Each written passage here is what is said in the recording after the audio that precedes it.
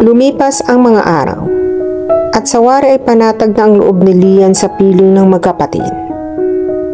Noong unang araw na dumating dito tayo sa inyo, Lani, ay nabanggit ni Manang Lucia na muntik na niyang mapagkamalan akong si Jessica. Sino siya? Banggit ni Lian habang tinutulungang magdilig ng halaman si Lani. Si Jessica. Isang childhood sweetheart. Magkaibigan ang mga magulang namin. Inilagaan ni Gino ang damdaming iyong hanggang sa pareho na silang magbinata at magdalaga. Anong nangyari?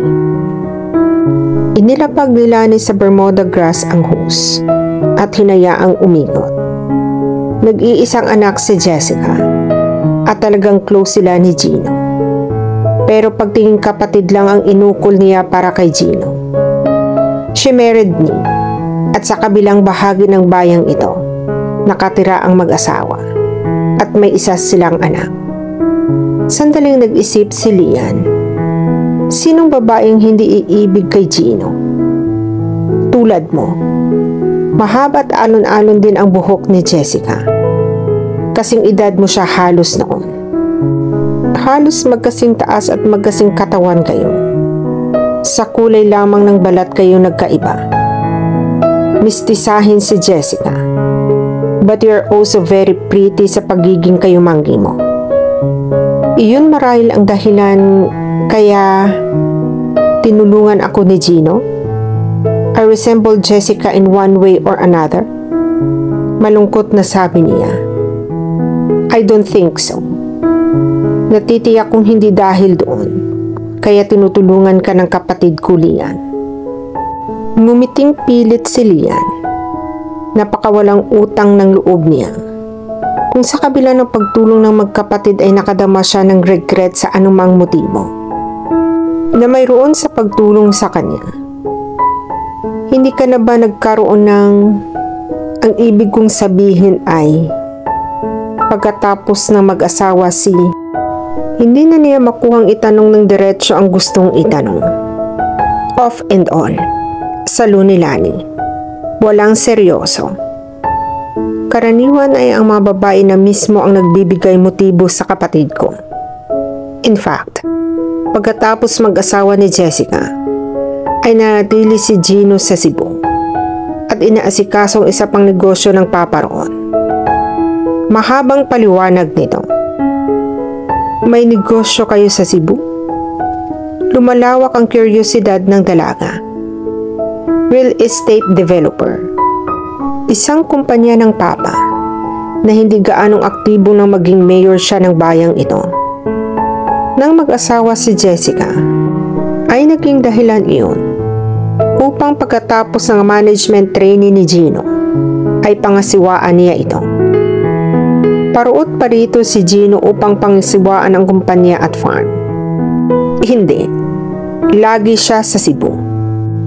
Nitong mamatay ang papa, ay saka siya nagkaroon ng free hand ng pangasiwaan ang farm. Ito ang pinakamatagal ng pagtigil ni Gino dito, Lian. Gusto pa sanang idagdag ni Lani na malaki ang pinagbago ng kapatid. Mula nang idating sa farm si Lian, na mas mapilit itong nakitang tumatawa at masaya ang kapatid ngayon. Pero pinigil nito ang sarili. Masyado itong personal. Hindi rin itong gustong umasa. Hindi gusto ni Lani na muling masaktan si Gino. Lalo na't hindi niya alam ang tunay na pagkatao ni Lian. Sa kilos at pananalita, ay mahahalatang galing ito sa isang mabuting pamilya. Pero ang higit na pinagtutuunan ni Lani ng pansin, ay ang engagement ring na nasa daliri nito.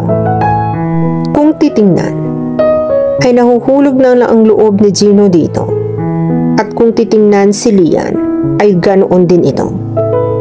Naroon ang mga lihim na sulyapan ng dalawa pag hindi nakatingin ang bawat isa. Paano kung si Lian pala ay nakatali na sa iba? Isang umaga, ay nabutan ni Lian na nilalabas ng binatang isang puting kabayo mula sa kwadra. Good morning, bati niya. Ngumiti si Gino nang makita siya. Tiningnan ng dalaga mula ulo hanggang paa. Parang bagong bukang bulaklak ang paningin nito sa dalaga. Sweet at fresh na spaghetti strap na summer dress. So I made the right choice nang piliin ko ang damit na iyan. Thank you. Nahihiyang sagot ni Lian. Gusto ko tuloy isipin na nagkamali ako ng propesyong pinili. Makahulugang ngumiti siya. Napatawa ng malakas ang binata. I can assure you, Lian, hindi ko gustong kompetensyahin ang mga baklang fashion designer. Nanunuksong tumingin sa kanya. You have seen me body and soul. Gusto mo na bang higit pang patunay na hindi ako tulad ng iniisip mo? Gino.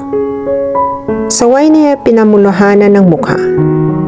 Ang akala ko pa naman ay hindi ka nagbablush ang mga babae ngayon. Natatawa itong tukso pa rin. Bakit nga pala kay aga mong bumaba? Kung papayag ka, gusto kong sumama sa iyo sa taniman ng suha. Aba oo, matagal ko nang gustong ipakita sa iyo ang buong farm. Naghihintay lang ako ng tamang pagkakataon. Marunong ka bang mga bayo? Tanong ng binata. Umiling ang dalaga. Biglang napalis ang ngiti ni Gino. Ang akala ko'y hindi nito tinapos ang sasabihin. Inaasahan mong marunong akong mga bayo? Well, yes.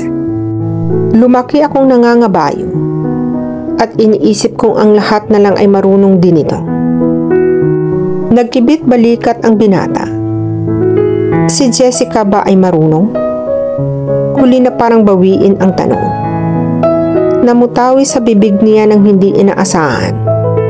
Nagbago ang ekspresyon ng binata. Pumormal ito. Sinong nagsabi sa iyo ng tungkol kay Jessica? Malamig ang boses nitong nagtanong. Kinabahan si Lian. Hindi agad nakasagot. O hindi nabali. Salo ng binata nang makita ang pagkalito nito. Bukas na aklat sa bahay na ito si Jessica. Matabang nitong sinabi. At doon sa tanong mo kanina, hindi lang marunong mga bayo si Jessica. Mahusay siyang mga bayo. Nasaktan si Lian sa narinig. Malungkot na nagsalita. Hindi na pala ako makakasama sa iyo kung ganoon. Maiaangkas kita.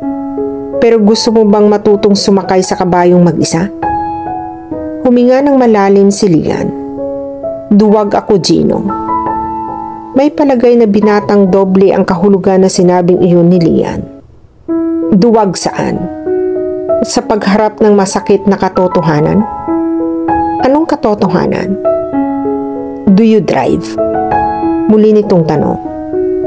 Hindi ko alam. Pero may palagay akong hindi. Kung ganoon, ay tuturuan kitang mga bayo. Mag-drive ng sasakyan at ng lancha. Para sa kanya isang hamon si Lian. Para maging tulad ni Jessica, iyon ang nasa isip ng dalaga. Hindi ako mahusay na estudyante, Gino. Maiinis ka lang. Huwag mong i-underestimate ang sarili mo, Lian. Matututo ka. At tinitiyak kong mag-i-enjoy ka. Paniniguro ng binata. Pansamantala, ay iaangkas kita patungong suhaan. Hinawakan sa baywang ang dalaga at binuhat pasakay sa kabayo. Pagkatapos ay ito naman ang sumampa. Sandaling nawaglit sa isip ni Lian si Jessica. Ang tanging nasa isip niya ay ang closeness nila ni Gino. Kung maaari nga lang, ay manatili sila ng ganoong kalagayan. Ang halos yakap-yakap siya nito. Nang sumunod na araw, ay tinupad ni Gino ang sinabi nito. Matyaga nitong tinuro ang mga bayo ang dalaga. This time, ay kaya mo nang patakbuhing mag-isa ang kabayo mo, Lian. Marahil. Kinapahang sagot ng dalaga na inayos ang sarili sa ibabaw ng kabayo. Kaya mo. Ilang araw na tayong nagtuturuan at nakakasakay ka na ng hindi hinahawakan. Okay, ready ka na. Alanganing tumango ang dalaga. Hinapit ng malakas ni Gino ang kabayo at agad tumakbo ng mabilis. Nabigla si Lian at nawala ng panimbang. Kasabay ng pagtakbo ng kabayo ay patagilid siyang nahulog. Mabilis na tumakbo ang binata papalapit sa kanya. Lian, namumutlang bulalas ni Gino. Hindi siya magigalaw nito sa pag-aalang may nalinsag na buto. Lian, are you alright? I'm okay, Gino. Kitang-kita niya ang sindak sa mukha ng binata. Makapal ang mga damong binagsakan ko. Sigurado ka ba? Tumango ang dalaga. Ininspeksyon ng binata ang katawan niya ng tingin. Walang masakit? Ang liig mo. Ang likod mo. I'm alright, Gino. Takot lang ako but I'm alright. Paninigurado niya. I'm sorry, Gino. I failed you. Ang sabi ko sa iyo ay hindi ganong kalakas ang loob ko. Ikaw pa ang humihingi ng sorry. Gayong ako itong may kasalanan. At maingat na binuhat ang dalaga pabalik ng bahay. Nagpipigla si Lian. Ibaba mo ako, Gino. I can walk. Nakakahiya kina Lani at Manang Lucia. Pero hindi siya pinansin ng binata at tuloy-tuloy na pauwi ng bahay. Ipinasya ni Gino na ipagpaliban muna ang susunod na mga araw sa pagtuturo kay Lian. Sa halip, ay isinama niya ito sa bayan upang bumili ng mga fertilizer. Pagpasok nila ng tindahan, ay isang babaeng bumati kay Gino. Nakahapit na maong ito at nakapaloob ang laylayan sa boots. Naka-t-shirt na kulay dilaw. Kasi yung edad marahil ni Gino at higit sa lahat, ubod ng ganda at sexy. Gino, hiyaw nito. Bihira ka nang umuwi. Mabuti at nandito ka ngayon. Hi Jessica, sinong kasama mo? Si Nick. Ininguso ang asawa na kausap ng may-ari ng tindahan. Lumingon ito sa kanila at tumango. Ibinalik ni Jessica ang tingin sa kasama ni Gino. Bibili ka rin ba ng pataba? Oo, siya nga pala Jessica, si Lian. Nagbabakasyon siya sa farm. Lian, si Jessica. Kumusta ka? Si Lian hindi pa rin mapigil ang paghanga sa babaeng kaharap. Isang warm and friendly smile ang binatawan ni Jessica. Sana magustuhan mo rito sa amin. Siya naman ang paglapit ni Ning at muling ipinakilala siya ni Gino dito. Inabot ni Nick ang kamay ng dalaga. So ito ang naging karibal ni Gino kay Jessica. Oh dear, ani ni Lian sa sarili. Gwapo at macho at bata lang marahil ng kaunti kay Ronald, pero hindi niya type ang tulad ni Nick. Para sa kanya, masyadong rag ang dating. Parang iyong mga lalaki sa commercial ng Marlboro. Hindi tulad ni Gino. Hank pero suwabe. Pareho kayo ng buhok, sweetheart. Si Nick na inakbayan ang asawa. So I've noticed. Nakangiting sulyap ni Jessica sa kanya. Pumasyal kayo sa Hacienda, Gino. Isama mo si Lian. Malimit kang itanong ni Mama. Sini? Tumango ang binata. Perhaps one of these days. Paano, Gino? Mauuna na kami sa inyo. Nice meeting sa iyo, Lian. Yakagin mo sa bahay si Gino. At maraming akong ikukwento sa iyo tungkol dyan sa kaibigan kong iyan. Ani ni Jessica, nakinindatan si Lian na hindi malaman kung paano ngingiti. Ano ang akala ni Jessica sa relasyon nila ni Gino? Inisip ba nitong girlfriend siya nito? Kumusta si Tita Claire? And say hi to Nicola. Pahabol ni Gino bago tuluyang pumasok sa tindahan. Nanatiling nakatingin sa mag-asawa si Lian. Umandar na ang sasakyan ng mga ito at kumakaway pa si Jessica. Gusto niyang maramdaman ang panibugho dito, pero si just too friendly. Pauwi na ang dalawa ay hindi pa rin kumukibo si Lian. Ganoon din si Gino, seryoso sa pagmamaneho. Si Lian ay si Jessica ang laman ng isip. Hindi katakatakang ibigin ito ni Gino. Maganda na at mabait pa. At muling sumagi sa isip ang pagkakatulad nila ng buhok, na ang tanging kaibahan ay medyo ash ang kulay ng kay Jessica, samantalang puro itim ang sa kanya. Sino si Nicola? Siya rin ang bumasag ng katahimikan. Anak nila. She's 4 years old. She's very pretty. Nagkibit lang ng balikat ang binata, ni hindi nagkunwang hindi naiintindihan kung sino ang tinutukoy ni Lian. Hindi pa unawaan ni Lian ang pagsawalang kibo ni Gino. Si Jessica ba ang dahilan? Aminin man niya o hindi, mula nang makilala niya si Jessica, ay pinagsikapan niyang seryosohin ang pagkatutong mga bayo. Ilang araw pa, ay nakikipaghabulan na siya kay Gino. I really enjoyed the ride, Gino. Aniya pagkatapos ng isang mahabang mabilis na pangangabayo.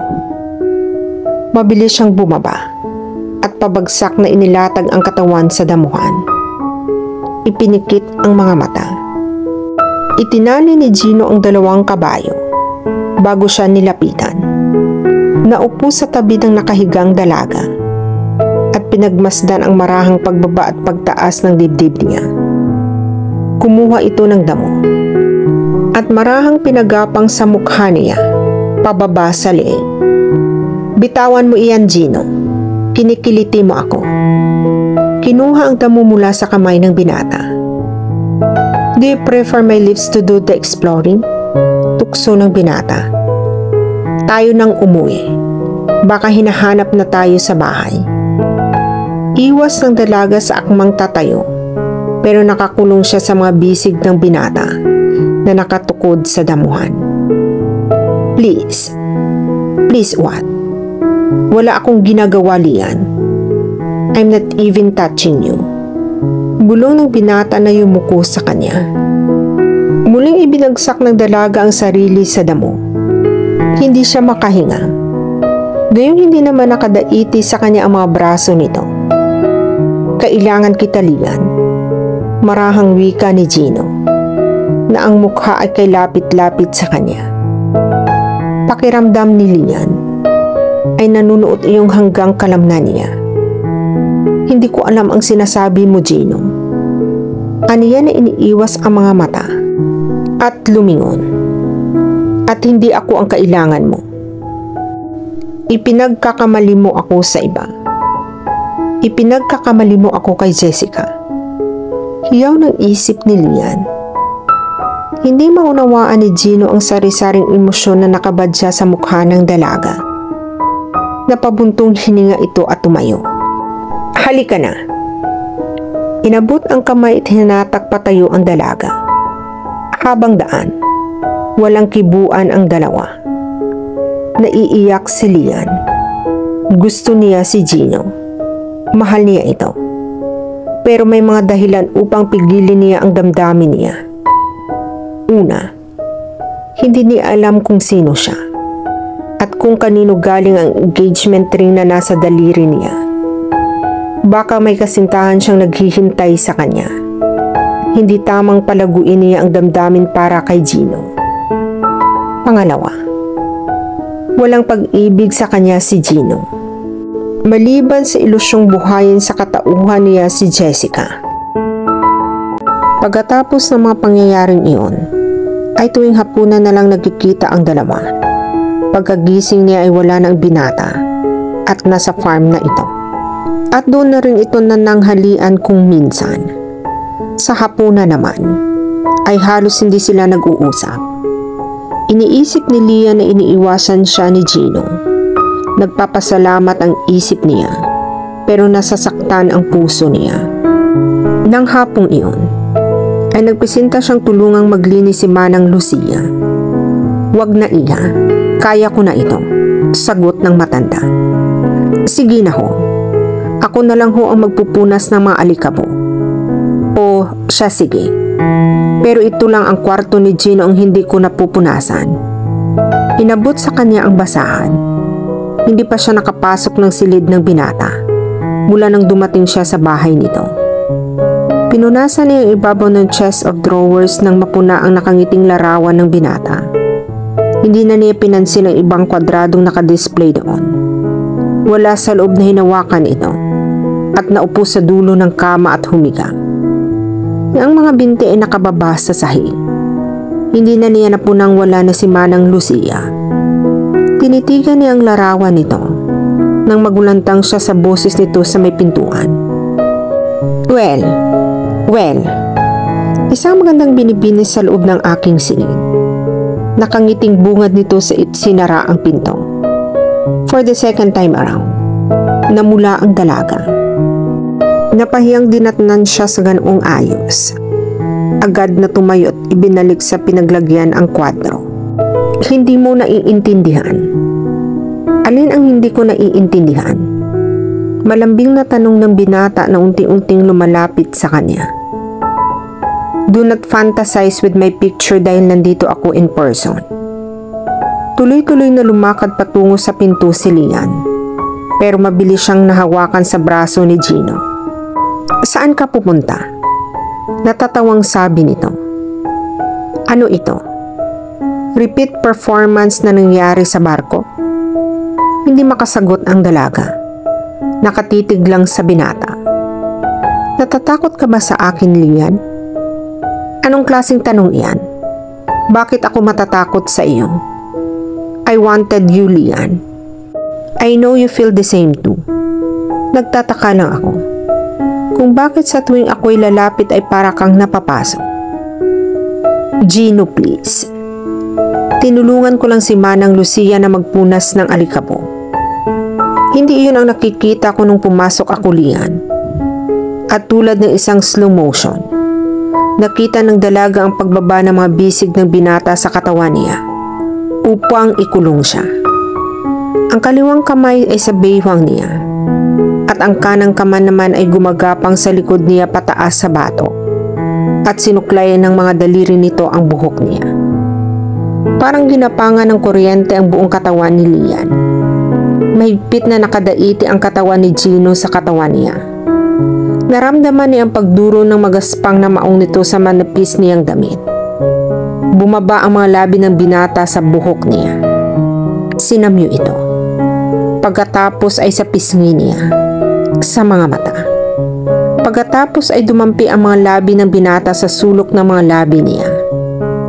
Nanatili roon at banayad siyang hinalikan. Wala sa loob na bahagyan niyang binuksan ang mga labi niya. Tila iyon lang ang sadyang hinihintay ng binata, ang pagkusa niya. At mula sa panunuksong dampi ay naging mapusok ang mga halik nito. Malalim, naghahanap, at gumanti siya.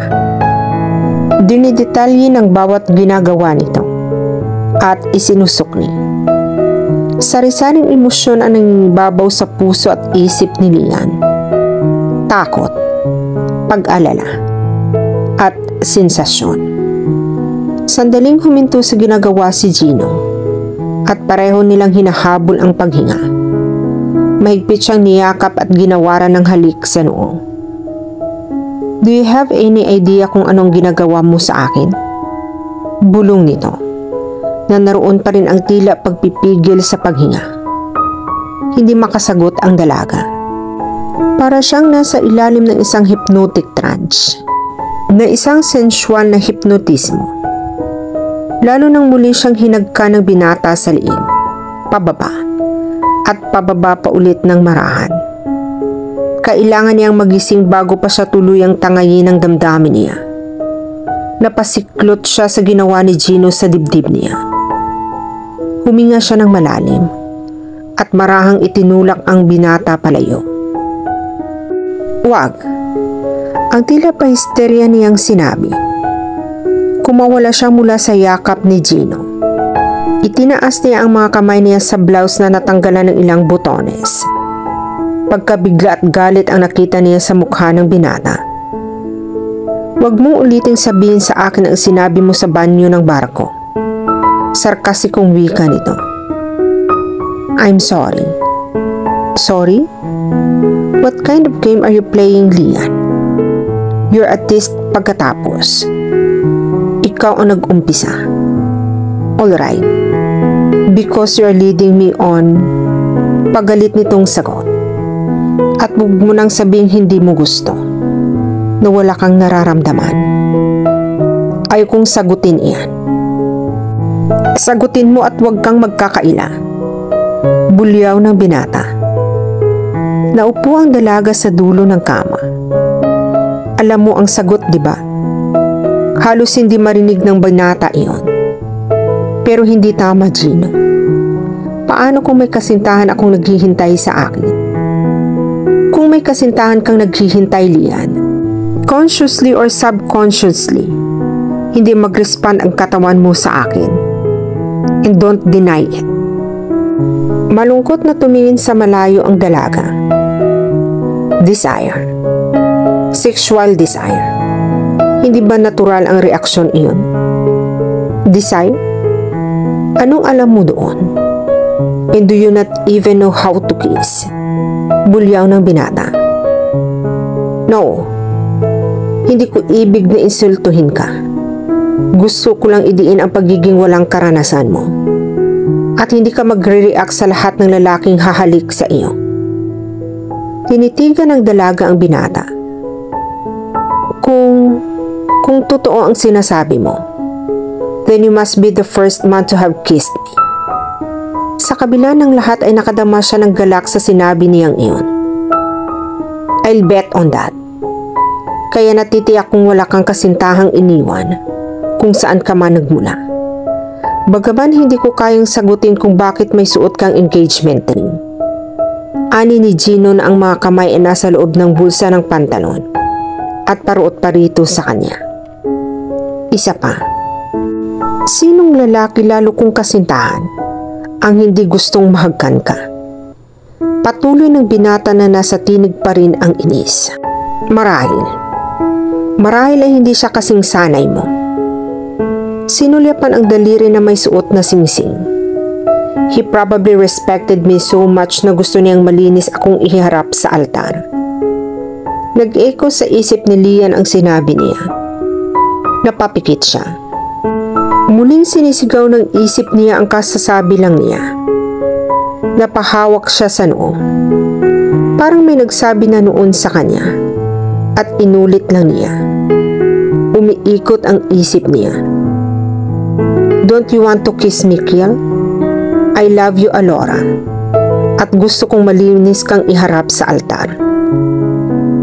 Sumigaw si Gino at inawat ang sarili sa sasabihin. Biglang bumalik kay Gino ang isip ni Lian sa sigaw na iyon ng binata. There is nothing wrong with a simple kiss. And you are a very attractive woman. Lian. Bakla lang ang kasintahang hindi nagtatangkang halikan ka. Nakatalikod si Gino nang sabihin iyon. Nakadungaw sa bintana at nakatingin sa kawalan sa labas. Hindi nito na po na ang muling pagsapo ni Lian sa noo niya. Sukat sa sinabing iyon ng binata. Ginigiitan siya ng pawis sa noo. Halos mawala ng kulay ang mukha. Muli siyang pumikit at sinapo ang kamay ang ulo. Ang dalawang lalaki uling mga walang mukha. Tinatawag siya. Lumilinaw ang mukha ng mga ito sa isip niya. Sa ganoong ayon siya nalingunan ng binata. Nagkasalubong ang mga kilay nito. For goodness sake, Lian. Kung inaasahan mong magsusori ako sa ginawa ko, then you're wrong. I would have liked to kiss you more. Kung hindi mo lang ginagawa ng issue.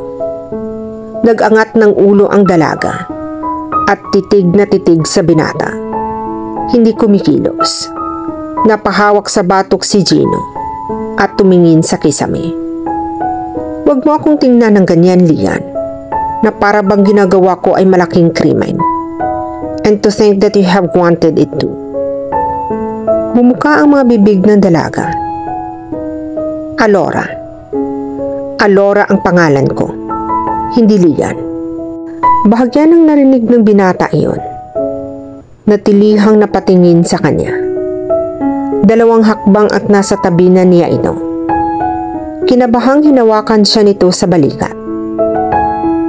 Anong sinabi mo, Lian? Hindi Lian ang pangalan ko. Alora. Bulong uli iyon. Alora? Bumabalik na ang isip mo? Gilalas na tanong ng binata. Pumikit ang dalaga. Umiiling-iling. Lian, Alora, whatever. You are remembering things? Ang pangalan ko lang. Iyon lang ang muli kong narinig na tinatawag sa akin ng mga lalaking lagi kong napapanaginipan. Naalala ko sila habang nag-uusap tayo. Ang tila hapong-hapong wika niya. Wala nang iba. Huwag mong pilitin ang sarili mo, Alora. You are starting to remember. Kung bakit ay ewan ko, sa kaibuturan ng puso ni Gino, ay takot ang nadama niya. Tungkol sa kasintahan na pinag-uusapan nila, ay maaaring ito ang nag-trigger upang maalala ng dalaga. Wala nga bang kasintahan ito tulad ng gusto niyang paniwalaan? Paano kung totoong sinasabi ng dalagang maaaring konserbatibo ang kasintahan ito? Natitiyak niyang siya pa lamang ang unang nakahalik dito. He is to experience para hindi malaman iyon. At ikinagagalak niyang siya ang nagtuturo dito. Pero paano kung totoong may kasintahan ito? At talagang moralistiko ang lalaki. Nakadama siya ng takot at insekuridad. Kauna-unahan sa buong buhay niya. I don't want to lose you, love. Gusto niyang sabihin kay Lian. Bagkus ay wala sa loob niya at tinayo niya ito. At mahigpit na niyakap. Gino? Pagtataka ng dalaga. Halika na sa silid mo. You can rest for a while. At ipatatawag na lang kita sa hapunan. Masuyong wika niya at inakay palabas ang dalaga. Sa loob ng silid niya nang mapag-isa na lang siya, ay malayong umiyak ng umiyak si Lian. Kanina pa sa silid ni Gino pinipigil niya ang mapaiyak. Dumapa siya sa unan upang hindi marinig sa labas ang mga hikbi niya. Bakit kailangang maalala niya kung sino siya? Maligaya siya sa piling ng magkapatid. Bakit kailangang manumbalik ang isip niya? Ang katotohanan hindi niya kayang tanggapin. Ang masakit na katotohanan. Sa pagitan ng paghikbi niya, ay muli dumaloy sa isip niya ang pangyayari na siyang sanhi ng pagkalimot niya. Hindi inaasahan ng papa niya na maaga siyang umuwi ng umagang iyon. Naroon din ang kotse ng kasintahan niyang si Kiel. Halos patakbo siyang pumanhik sa itaas.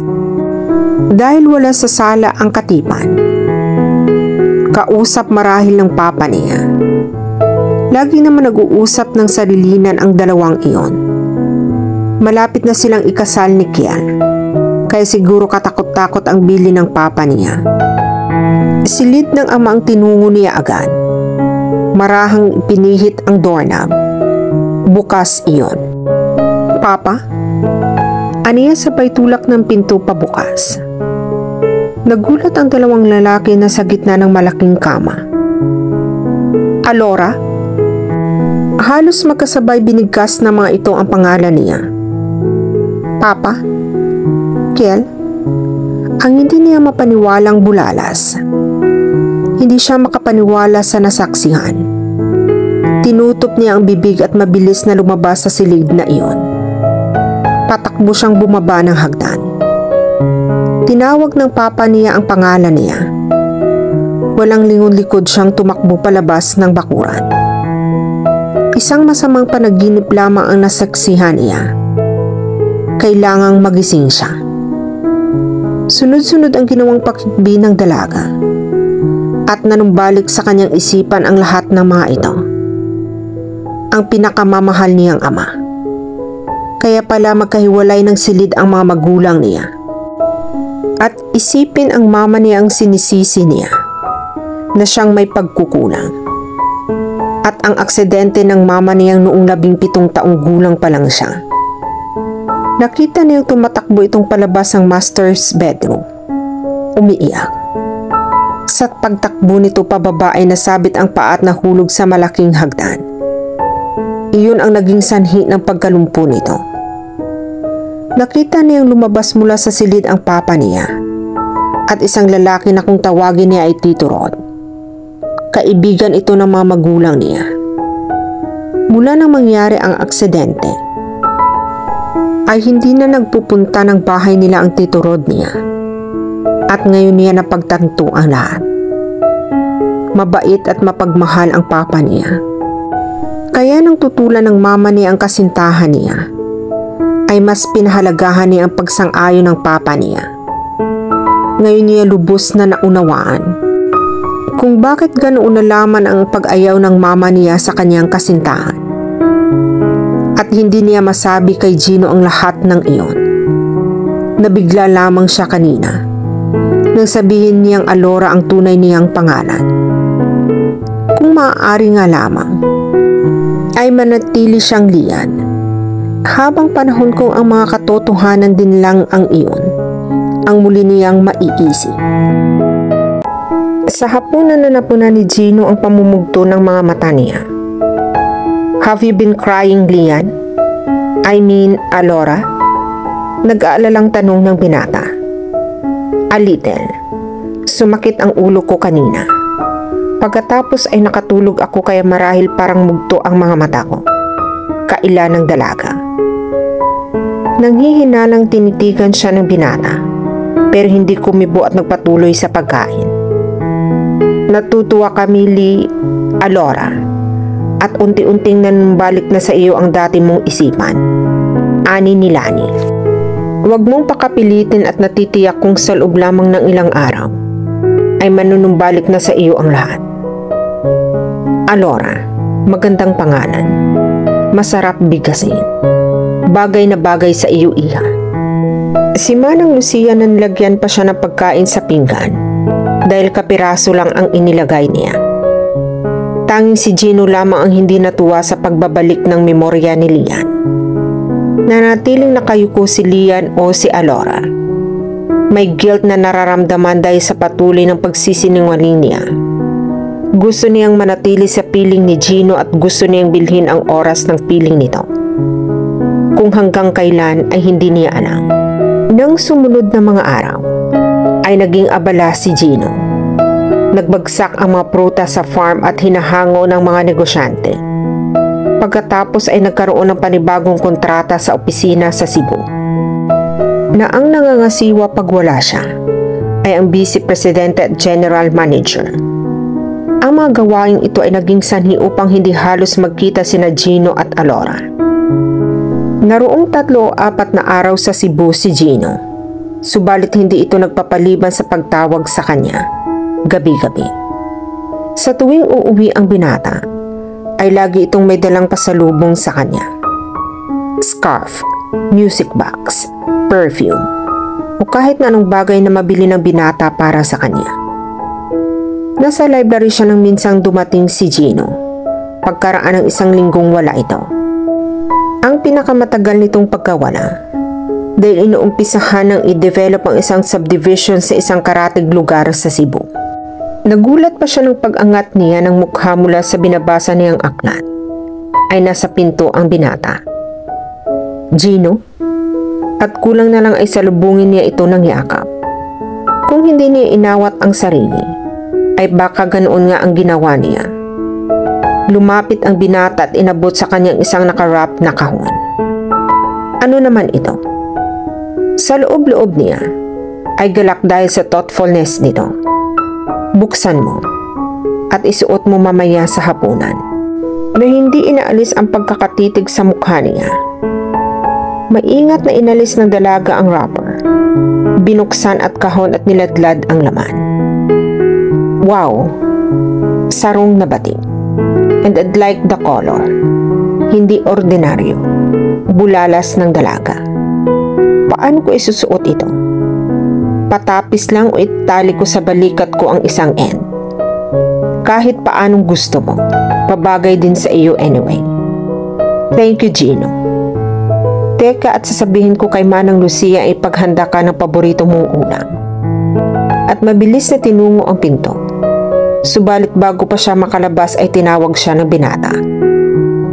Halika, Alora. Pormal na tinig dito na nakasandal sa mesa. May kailangan ka pa? Nagtatanong ang mga mata niya. Halika, lumapit ka sa akin. Hindi mababali ang utos na iyon. At dahan-dahang bumalik si Alora. Hinawakan ng binata ang baba niya at itinaas. Don't I deserve a kiss? Why, of course, iyon ang pala. Ang nauutal na sambit ng dalaga. Nakatipto siya nang dinampian ng halik ang pisngi ni Gino. Pagkatapos ay muling akmang tatalikod. Nang hapitin siya nito sa baywang at muling iniharap. I'm a lousy teacher. At ganong halik ang natutunan mo mula sa akin. Formal at mahina ang tinig ng binata. Pero nanunukso ang mga mata nito. Gino, walang tinig na lumabas mula sa pagkabigkas na iyon. Hindi niya kayang ganito kalapit sa binata nang hindi siya pinagkakanulo sa damdamin niya. Try again, Alora. Utos iyon. Isang sensual na utos. Nang hindi kumikilos ang namamalikmatang dalaga, ay muling nagsalita si Gino. I said try again. Dahan-dahang inilapit ng dalaga ang mga labi niya sa naghihintay na binata. When their lips touch ay hindi na rin kumikilos ang binata. Kiss me, love. Better than that. Bulong iyon sa mga labi ni Alora. Itinaas ng dalaga ang mga kamay niya sa batok ng binata at muling inilapat ang mga labi sa mga labi ni Gino. Muli, hindi nag-respond ang binata. Napapikit ang dalaga at isinaisip ang mga paraan ng paghalik ng binata sa kanya nitong nakaraan.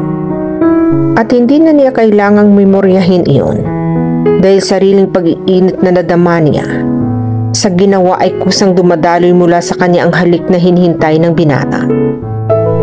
Mga nag-aalab na halik ang iginanti ni Gino. Nalulunod siya. At nang sa inaakala niyang hindi na siya huminga, ay marahang itinapos ng binata ang halik. Sinapo ng mga palad nito ang mukha niya. I miss you, love. At ginawaran ng halik ang noo niya. Nakadalawang endearment na si Gino. At bagaman nagtataka ay umaapaw ang kaligayahan sa puso niya. Mahigpit siyang niyakap nito. Sa tuwing uuwi ako, gusto kitang ikulong sa mga bisig ko. Hagkan ng tulad ngayon. Bulong ng binata. Kung alam mo lang na ilang gabing hindi ako nakakatulog pag nasa biyahe ako. Natatakot akong pagbalik ko ay hindi na kita datnan. Gino, anong sinasabi mo? Hindi pa ba malinaw sa iyo? I miss you and I love you. Mahal kita. Iniibig kita. At gusto kong magpakasal tayo sa lalong madaling panahon. That was quite a speech. Bulalas ang hindi makapaniwalang dalaga.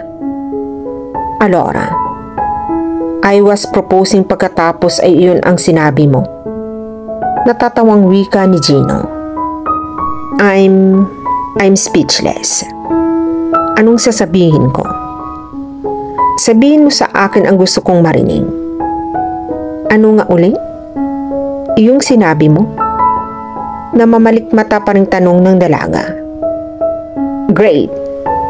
Do my kisses have the effect on you? This is some kind of a proposal. At tumingala sa kisami ang binata at sinuklay ang kamay ang buhok. All right, Miss Alora, whatever. Iniibig kita.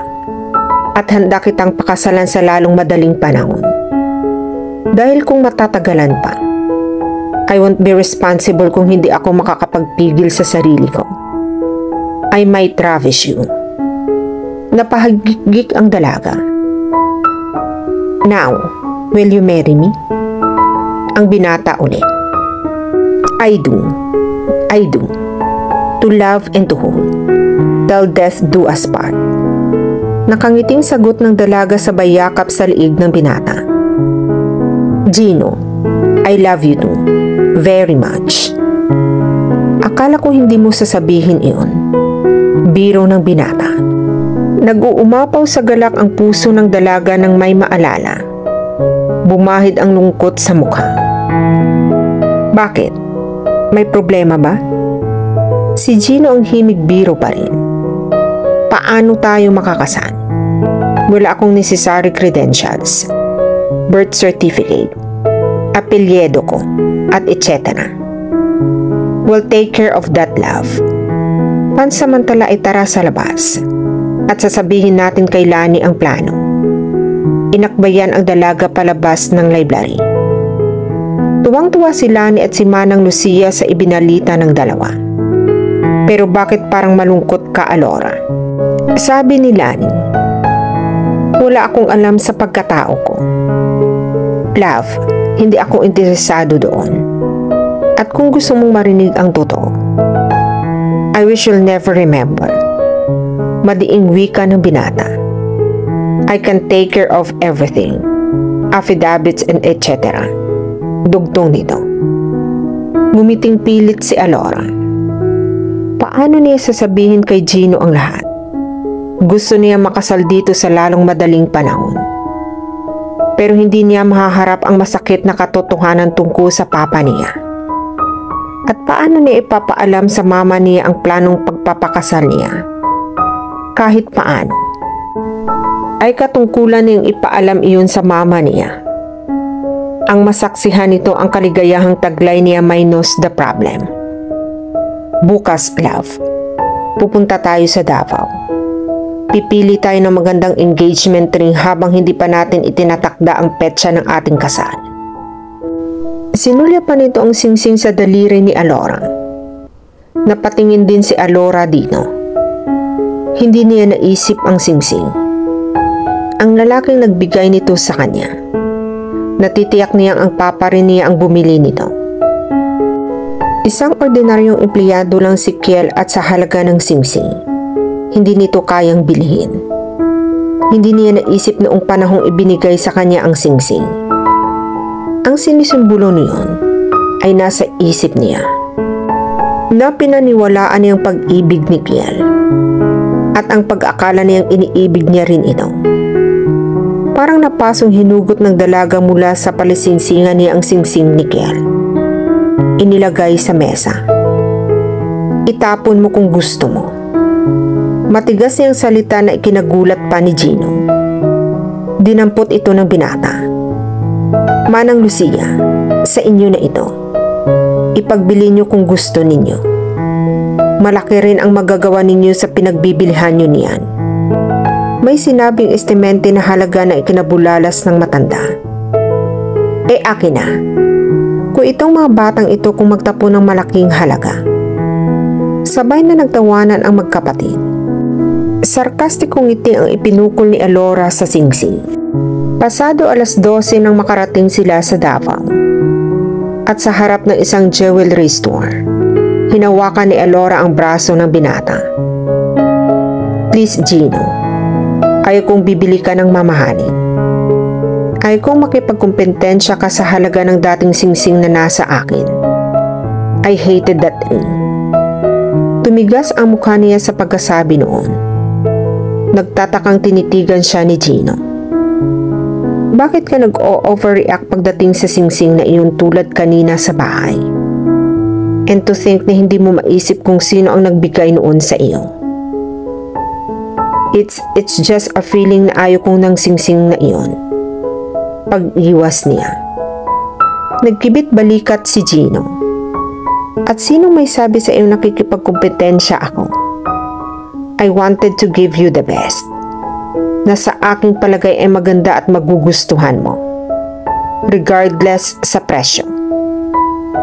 Gino, kahit singsing ng apa, ay papayag ako. Ang importante ay ang sinisimbolo nito. Darling, nagiging sentimental ka. Hinapit sa baywang ang dalaga at ginawara ng halik sa noong.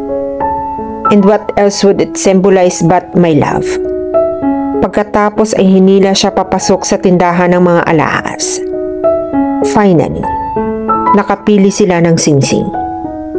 Hindi pinakita ni Gino ang halaga maliban sa isinukat kung kasya sa daliri niya. Si Gino mismo ang nagsuot nito sa kanya. With this ring, I vow to love you now and for always. Bagaman dinaan sa biro ay naroon ang sinseridad sa boses ng binata. Napangiti si Alora sa kasintahan. You could really be a corny kung gugustuhin mo. Tukso nito. Pumormal si Gino. I mean it. Offensive ba ang pagiging showy ko? Definitely not. I won't tire hearing the declaration of your love. Walang pagsiglan sa galak ang puso ng dalaga. Ganoon na lamang ang pagnanais niyang tawagan ng mama niya. Tiyak na nag-aalala na ito. Pero nang sumagi sa isip niya ang ama, ay tumigas ang mukha niya. Gaano na ba katagal siyang nawawala? May mga 2 buwan na nang mahigit. Ipinahahanap ba siya ng papa niya? Kung hindi dahil sa mga alalahaning iyon, ay kumpleto na sana ang kaligayahan ng dalaga. Nang sumunod na mga araw, ay walang ginawa ang magkasintahan kundi ang mamasyal, mga bayo at mag-swimming. Sa pagkakataong ito ay nasa laot sila sakay ng lansya ni Gino. Hindi kita pababayaang isuot ang bikining iyan sa shore, ani ni Gino, na pinapanood ang kasintahang nasa folding chair at nagsa-sunbathing. Then why did you buy this? Nakangiting tanong ng dalaga na tinitingnan ang sarili sa suot na black and pink bikini. For my eyes only. At isipin na lamang na kairaming beses mo na akong sinidus. Umpisa pa lang sa barko. Lumabi ang dalaga. Tumawa na malakas si Gino at tila Adonis na suot na swimming trunk. At ako ang nagsisidus? Ha? You were at this. Alam mo ba iyon? Nilapitan ang kasintahan at ginapang ang daliri sa braso nito, mula itaas pababa. Kinikiliti mo ako. Ayaw ko ng ganyan. Ani ni Alora, na iniwas ang braso subalit sa mga binti naman niya dumako ang mga kamay ng kasintahan. Alam mo ba, na ikaw ang may pinakamagandang binting na kilala ko? Ani ni Gino, na pilit iniipon sa daliri ang pinupinong balahibo ni Alora sa binti. Alam mo ba kung anong ginagawa mo sa akin? Just by touching you like this. Tumayo si Alora upang umiwas. Nakukuryente siya sa ginawa ng binata. Although mas behave si Gino mula noong naging magkasintahan sila, kaysa noong hindi pa. At namimiss niya ang mga ginagawa ng binata. Alam niya kung paano ito nagpipigil ng sarili. Tukso at bruto si Gino. Pero alam niyang sa kaibuturan ng puso nito, ang totoong Gino ay konserbatibo pagdating sa pagpili ng kasintahan.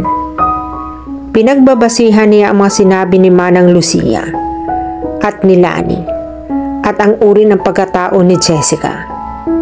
Ang kauna-unahang babaeng pinag-ukulan ng pagtingin ni Gino. Kung meron man ma-turn off sa binata, ay mga babaeng sila na mismo ang humahabol at halos nanliligaw. Naniniwala si Gino na ang chasing and wooing ay lalaki ay siyang dapat gumawa. Saan ka pupunta? Maliit lang itong lansya. Hindi ka makakaiwas sa akin. Sabay hapit sa baywang niya payakap. Hinaplos nito ang mahabang buhok niya. Gusto ko ang buhok mo. I thought you liked my legs best. Aniya na tumaas ang kilay. Ang mga binti mo rin, ang mga mata mo, ang mga labi mo, lahat-lahat sa iyo. At dumapo ang mga labi nito sa leeg niya. Bilyang itinulak ito ng dalaga sa tubig. Parang batong bumagsak ang binata. Tumawa ng malakas si Alora. Subalit ilang sandali na, nang matuling lumipas ay hindi pa rin lumilitaw si Gino. Kinabahang dumukwang ang dalaga at inaninaw pilit sa tubig ang kasintahan. Sa gitna ng dagat sila at wala siyang natatanaw kundi ang malawak na laot at ang mga dalampasigang malayo sa tanaw niya. Naiiyak na si Alora. Gino, huwag kang magbiro ng ganyan. Nang biglang lumitaw ito at hinila siya pabagsak sa tubig. Nagtititiling sumisinghap-singhap ang dalaga. Nagtatakang hinila siya ng binata at agad na yumakap dito si Alora. Hindi ako marunong lumangoy. Magkahalong tili at iyak niyang sinabi. Ano? Natatawang bulalas ni Gino. Nagbibiro ka ba? Umiling ang dalaga na tuluyan ng napaiyak. Tuluyang tumawa ng malakas si Gino. Naiiritang inabot ng dalaga ang gilid ng lansya at tangkang umahon pero hinila siya ni Gino pabalik sa tubig. Nakahawak ito sa katawan niya at seryosong tinitigan siya. Sorry love, ang dami ko palang ituturo sa iyo. Hinagka ng tubig alat ang mga mata niya. One day, I teach you how to make love. At minsan, parang hirap na akong hintayin ang araw na iyon. Lalo na when you're this close. I love you, Gino. Isinaisip na siya na mismo ang gagawa ng paraan upang mapadali ang kasal nila.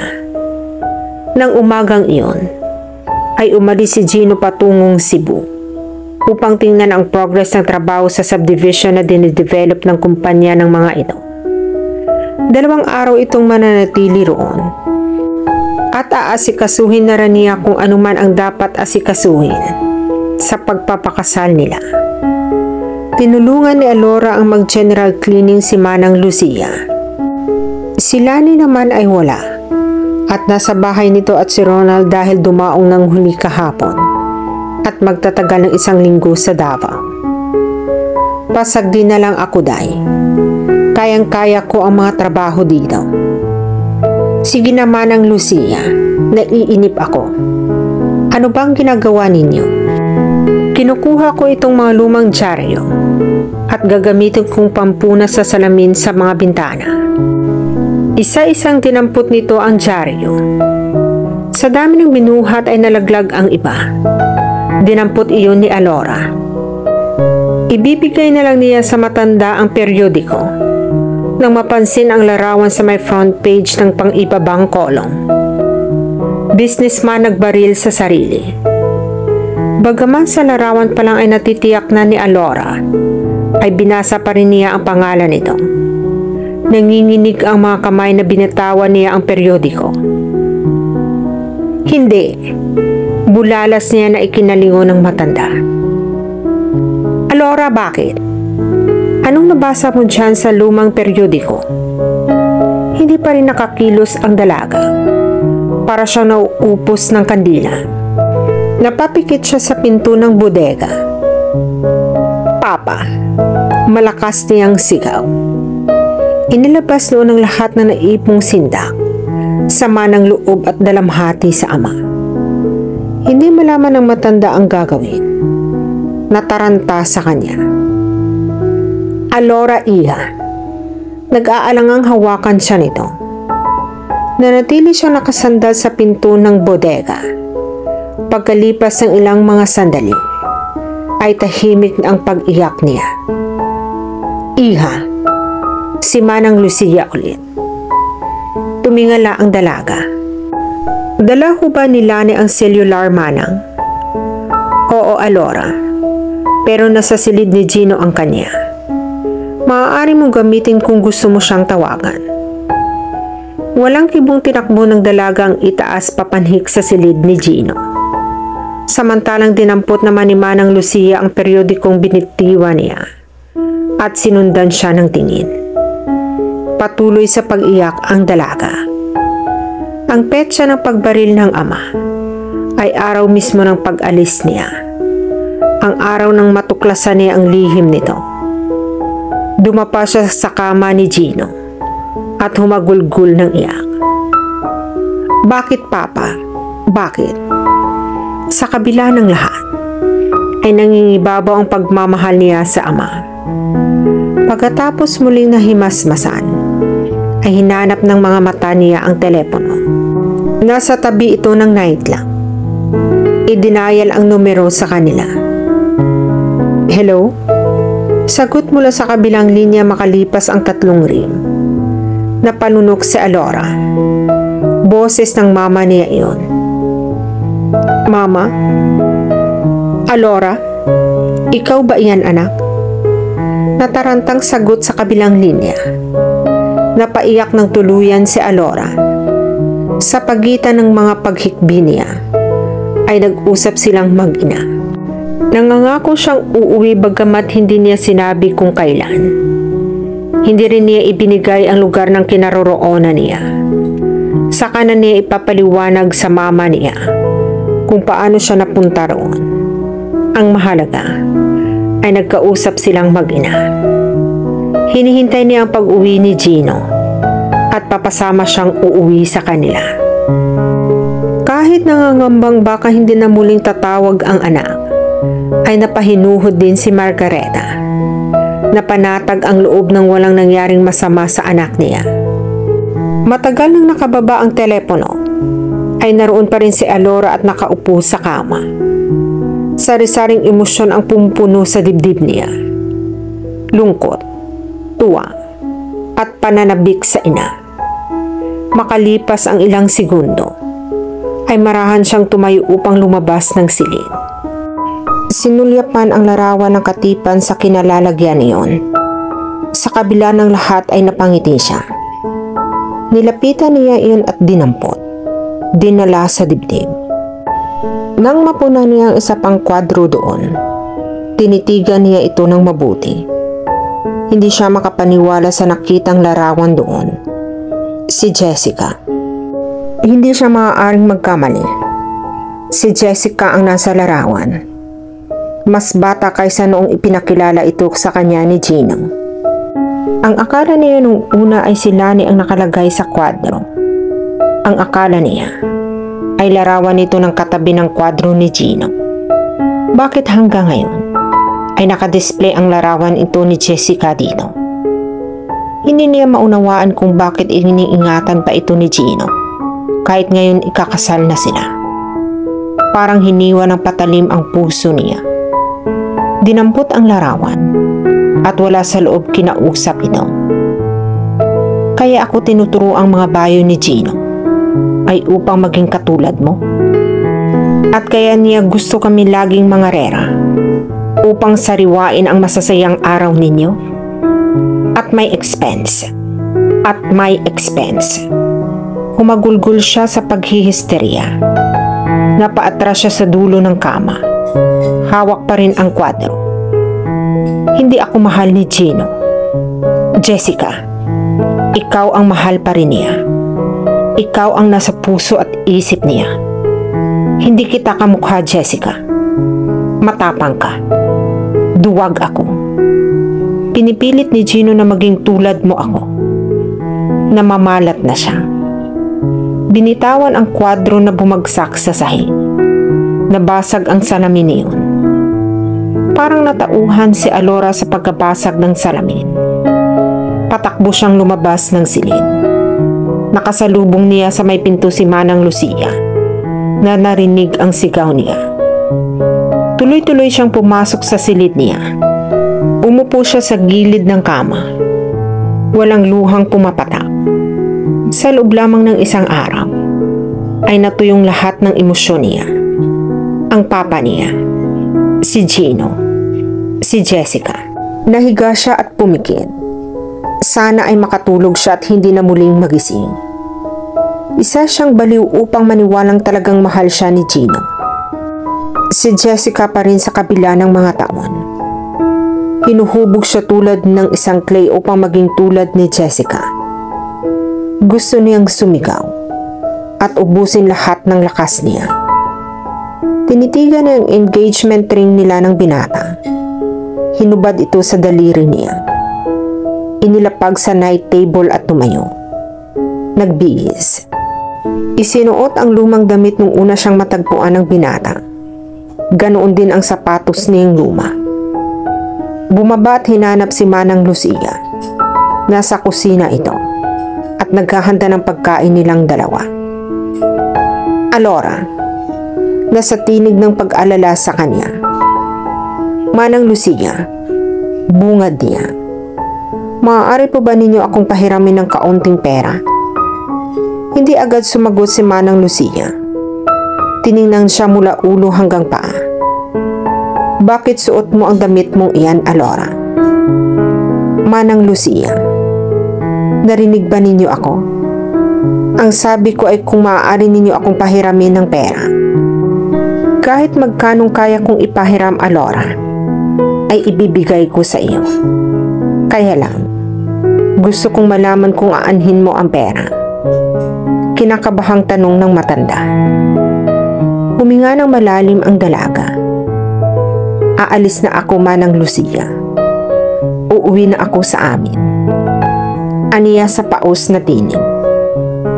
Hindi sumagot ang matanda na nakatingin lang sa kanya.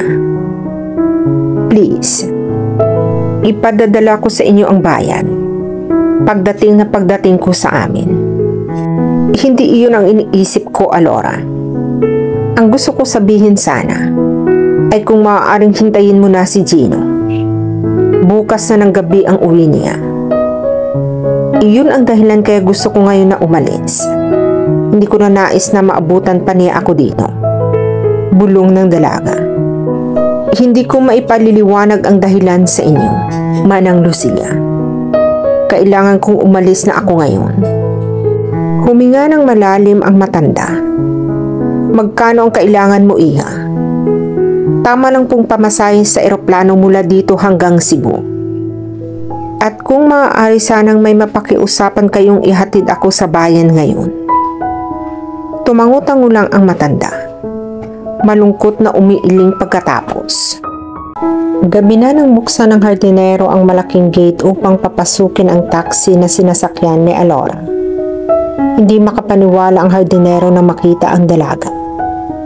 Magkahalong tuwa at pagkabigla ang nasa mukha ng katulong ng pumasok sa kabahayan ang dalaga. Ang Mama Isabel, tulog na ba? Hindi pa, ma. Nasa silid niya. Sagot ng katulong. Ipaghahanda kita ng hapunan, ma'am. Tumango si Alora. 2 buwan at kalahati siyang nawala. Pakiramdam niya ay isa siyang estranghero sa bahay nila. Kinakabahang pumanhik siya sa hagdan. Parang binibilang ang mga baitang. Umeeko sa tenga niya ang tinig ng ama niya nang tinatawag siya. Napapikit ng mahigpit sa barandilya ang dalaga. Huminto sa tapat ng kwarto ng mama niya. Kumatok ng marahan. Tuloy. Ani ng mama niya. Bukas iyan. Marahan niyang binuksan ang pinto. Nasa silyang digulong ang mama niya at nanood ng TV. Mama, biglang lumingon ang mama niya. Alora, patakbong yumakap sa ina ang dalaga. Napalugmok sa kandungan nito. May kung ilang minutong nanatili siya ng ganoong ayos. Parehong umiiyak, pero walang tinig na lumalabas mula sa mga labi. Hinaplos ng kanyang ina ang kanyang buhok. Anak, bakit ngayon ka lang? Hindi ko alam ang nangyari sa papa, mama. Sa paputol-putol na salita, ay sinabi sa ina ang nangyari sa kanya. Nilaktawan ang bahaging may kinalaman sa suliranin ng kanyang puso. Kumuha ng tisyo ang kanyang ina at nagpunas ng mga mata. Hindi ko alam kung tamang sabihin na mas mabuti na ang nangyari sa papa mo, Alora. Bakit hindi ninyo sinabi sa akin gayong matagal na ninyong alam? Humihikbing tanong ng dalaga na naupo sa gilid ng kama. Hindi ko gusto masira ang pagtingin mo sa ama mo. Your father may be a lot of things, pero mahal ka niya. Isa siyang mabuting ama kung ikaw ang pag-uusapan. Ikaw ang lahat sa buhay niya. Ang tanging katotohanan sa buhay niya. Sa balat kayong mundong ginagalawa niya. Sumandal ang kanyang ina sa upuan. But he wanted me to marry Kiel. Mayroon siyang mali. At distorted na pangmalas pagdating sa bagay na iyon. His love for you became an obsession to protect you because of your innocence. Buong buhay mo. You were sheltered. Sa 20 years ng buhay mo, si Kiel ang kauna-unahang boyfriend mo. Hindi ka pinayagan ni Mauro na gawin ang mga normal na bagay na ginagawa ng ibang mga kasing edad mo. Like parties, disco, at kung ano-ano pa. Hindi ako nagrereklamo, Mama. Ayaw ko rin naman ang mga bagay na iyon. Naalala ang dibo niya na kung saan ang party ay ginanap sa lunang bahay nila. Boys were invited pero nandoon ang papa niya na nakamasid. Totoo, Iha. Napakabait mong anak. Wanting only to please your father. At sa palagay ng ama mo. Kung katulad ni Kiel ang mapapangasawa mo, ay mananatili kang unaffected. Patuloy ng kanyang ina. Mahigpit ko siyang kinausap laban doon. Nakikita ko na ang magiging buhay mo. Ang pagkawasak ng buhay mo. Pero kilala ko ang ama mo. But that was insane. Nagkibit balikat ang kanyang ina. Tinakot niya akong papatayin. Pero hindi ako takot para sa sarili ko. Hindi ko kayang isipin makita kang nawawasak. Kung malaman mo ang tungkol sa ama mo, sa pagkatao niya. May pait ang tinig nito. Mali marahil akong nagsasawalang kibo. Hindi ka naging maligay sa piling ng papa. Diba, Mama? Tanong na alam niya ang kasagutan. Gusto lang niya ang confirmation. I have you, darling. Masuyo nitong hinaplos ang mukha ng anak. Nang mawala ka, marami akong binayaran upang hanapin ka. Hindi namin iniisip na napunta ka ng Davao dahil walang dahilan para doon ka magpunta. Patawarin mo ako, Ma, sa mga pagkukulang ko sa iyo. Hindi mo kasalanang lumaki kang malapit sa ama mo. Isa pa, napabayaan din kita mula nang makulong ako dito sa silyang digulong na ito. Sagot ng kanyang ina, na binuksan ang drawer ng tokador at may kinuha. Isang sobre at ibinigay iyon sa anak. Nakita ko ito sa mesa sa library ng araw na magbaril ang papa mo. Para sa iyo ito, anak. Tinitigan ng dalaga ang sobre. Para sa kanya. At sulat kamay ng papa niya. Nanginginig ang mga kamay na binuksan niya ito. To my one and only Alora, forgive me. I have always loved you. Haven't I? Love, Papa. Lumakas ang hikbi ni Alora. Dinala sa dibdib niya ang sulat. Hinawakan siya ng kanyang ina. Kung buhay ang papa mo, will things still be the same? Hindi ko alam, Mama. Hindi ko alam. Napatawad ko na ang papa. Pero ang respeto ko para sa kanya, hindi ko alam kung maibabalik ko pa sa dati. Ganoon din marahil ang palagay ng papa mo. Kaya nagdesisyon siyang kitlin ang sariling buhay. Hindi niya matatanggap iyon. Maingat na ibinalik ni Alora sa sobre ang pinagkunan nito. Si Kiel, Mama. Nasa kumpanya pa ba siya? Tumalim ang mukha niya. Nang mamatay ang papa mo, ay nag-resign na din siya. Huwag mong pakamuhian si Kel Alora. Biktima rin siya sa manipulasyon ng iyong ama. Hindi ka niya gustong dayain. Sinabi niya sa akin iyon noong magkasintahan pa lang kayo. Pero tulad ko, wala siyang magagawa dahil sa iyong ama. Inikot ng kanyang ina ang kanyang wheelchair. Marami tayong dapat pag-usapan, Iha. Pero alam kong pagod ka. Ipahanda mo ang pagkain kay Isabel. At pagkakain ay magpahinga ka. We'll have plenty of time. Nangabay ito patungo sa kama. Aalalayan sana ni Alora ang ina. Pero tumanggi ito. Nasa iyo ngayon ang responsibilidad na pamahalaan ang kumpanya, Iha. Gusto ko naman magpahinga sa mga office works. Tumango si Alora at lumabas ng silin. Sa dating kwarto ay binagsak ang sarili sa higaan. Pagod na pagod siya.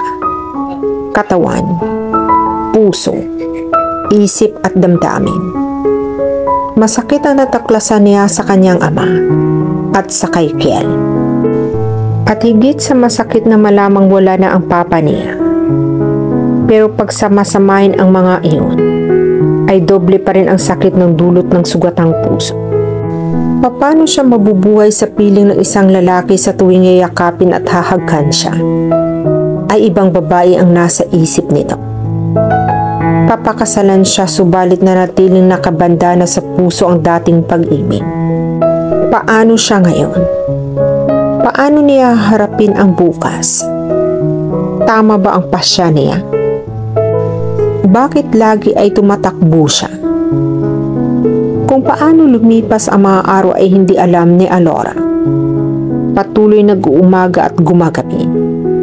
Para siyang robot na disusi.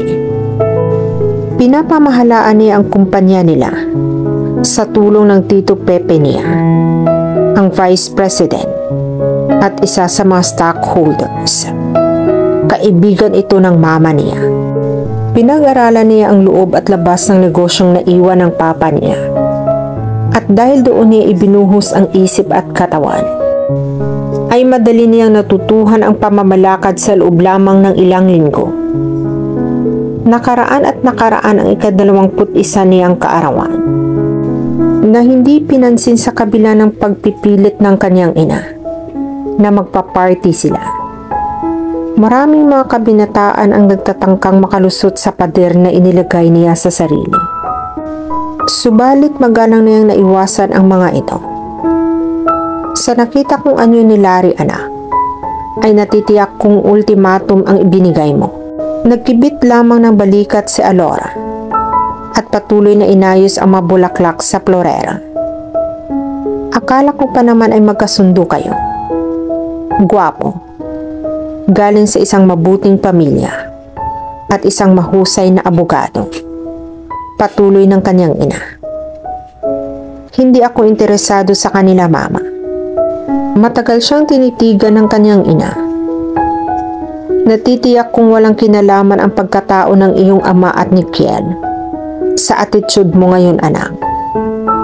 Hindi na ikaw ang dating Alora. You have changed. Physically and emotionally. Ma, you're imagining things. Walang nagbabago sa akin. Saglit na sinulyapan ang ina at bahagyang ngumiti. Tingnan mo ang sarili mo. Buong buhay mo ay laging mahaba ang buhok mo dahil ayaw mo nang maiksi. Pero ngayon, kulang na lang ay magpakalbo ka. You're still very pretty, Iya, at bagay sa iyo. Lamang, bakit ba I have the feelings na sinasadya mo ang lahat ng pagbabago? Hindi dahil gusto mo, kundi nagre-rebelde ka. Mahabang wika ng kanyang ina. You're not my sweet Alora anymore. Something happened in Davao. Natitiyak ko. Bahaw na tawa ang sagot ng dalaga. Mama, Ibinibigay ko na lang ang sarili ko sa posisyon ko bilang isang presidente sa kumpanya. I cannot be your old demure little girl sa mga barakong kinakausap ko sa araw-araw at sa boardroom. Isa pa iyan. Trabahong kalabaw ang ginagawa mo. Nariyan naman ang tito mo at ibang mga executives. Hindi kailangan patayin mo ang sarili mo. Halos hindi mo na makuhang kumain pag uwi mo. Ang laki ng inihuhulog ng katawan mo. Ang sabi nila ay pang model ang katawan ko. Pilit siyang ngumiti at nagbiro. Hindi kita pinipilit na magsabi ng totoo, Alora. At 21, dapat ay nag-i-enjoy ka. I know you for being a shopping freak, pero ngayon ay hindi mo madalaw ang mga department store. Gusto nang magalit ng kanyang ina. Hinalikan ng dalaga ang pisngi ng kanyang ina. Huwag kang mag-alala sa akin, Mama. Ikaw ang dapat na seryosohin ang therapy mo. Ayon kay Dr. Martinez, ay posible kang makalakad kung gugustuhin mo. Do it and we'll go abroad together. At pumanhik na ang dalaga. Sinundan siya ng tingin ng kanyang ina. Natitiyak nitong puso ang suliranin ng kanyang anak. Sino ang mapalad na lalaking ipinaggaganito ng anak? Ma'am Margarina, may bisita po kayo. Sino raw, Isabel? Ang owner-developer ng isang subdivision sa may bandang itaas mo. Sandaling nag-isip si Margareta. Ano ang pangalan niya, Isabel? Mr. Gino Vinson. Muling napaisip ang ina ni Alora. Pamilyar ang pangalan na binanggit. Oo, naalala ko na. Kilala po ninyo siya, ma'am? Of course. Alalayan mo ako sa pagbaba, Isabel. Ani ng ina ni Alora na naglakbay ang isip. Nagkausap at nagkilala sila ni Mr. Benson mahigit na 1 taon ang nakakaraan na ipagbili niya ang lupa niya sa Cagayan de Oro. Ibinili ito ng Benson's Realties at ginawang subdivision. At alam niyang ito rin ang may-ari ng subdivision na dinidevelop sa susunod na phase. Sa ibaba ng hagdan ay naroon na ang wheelchair niya. Inilalayan siya ni Mr. Benson na makababa siya. Allow me. Please and thank you. Sige na, Isabel. Tinulungan siyang makaupo ng binata sa silyang digul. Sa sala tayo, iho. As you wish, ma'am. Sagot ng binata. Nasa gate pa lang si Alora ay natanaw na niya ang Honda Accord na nakaparada sa harap ng bahay mismo. Sinong may-ari ng kotseng iyan, Mang Kanor? Ngayon ko lang iyan nakita, ma'am. Sa sala ay nabutan niyang kinakamayan ng mama niyang isang nakatalikod na lalaki. Tuloy-tuloy na sana siya sa itaas ng humarap ito. Parang ipinako siya sa kinatatayuan niya. Bumilis ang pintig ng puso niya na kung may sakit siya, ay marahil inatake na siya. Tuloy-tuloy ang paglabas ni Gino na hindi man lamang sumulyap sa kanya. Hindi makapaniwala si Alora. Oo nga at maiksing-maiksi ang buhok niya. Pero hindi ba siya makikilala nito? Nariyan ka na pala, iha. Bakit nandito si... Nauutal na hindi malaman ni Alora ang sasabihin. Magkakilala ba si Gino at ang mama niya? At talaga bang hindi siya nakilala nito? May kumurot sa sariwang sugat sa dibdib niya at higit na mahapdi at makirot. Hindi kita napakilala kay Mr. Benson, iya. Siya ang nakabili ng lupa natin sa Cagayan de Oro more than a year ago. At siya rin ang developer ng subdivision dyan sa kabila. Nakangiting balita ng mama niya. What a fine young man. At mo'y gwapo at macho. Hindi na hinintay ni Alora ang ibang sasabihin ng ina niya. Patakbo siyang pumanhik ng hagdan. Muli sa silid niya, ay umiyak siya ng malakas. Hindi man lang siya binati ni Gino. Tuluyan na ba siyang nakalimutan nito? Anong sadya nito sa mama niya? Ang pagkikita nilang muli ay parang asin sa sugat niya. Hindi niya gustong bumaba sa hapunan ng gabing iyon, pero pinilit siya ng kanyang ina. Umiyak ka ba, iha? Sumasakit lang ang ulo ko, mama. Pangatwiran niya sa kanyang ina. Siya nga pala, iha.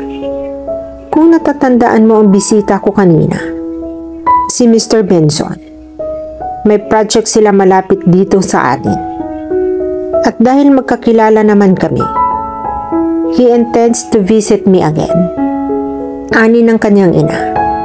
Habang siya nakatungo ang ulo at nilalaro ang pagkain, biglang bumagsak ang tinidor ng dalaga sa pinggan nito. Sa duration ng project ay dadalawin niya ako every now and then. Mabuti naman at nang may kausap ako. Patuloy nito. Nang kausap lang ang kailangan mo, mama. Bakit hindi mo i-assume ang pwesto mo sa opisina?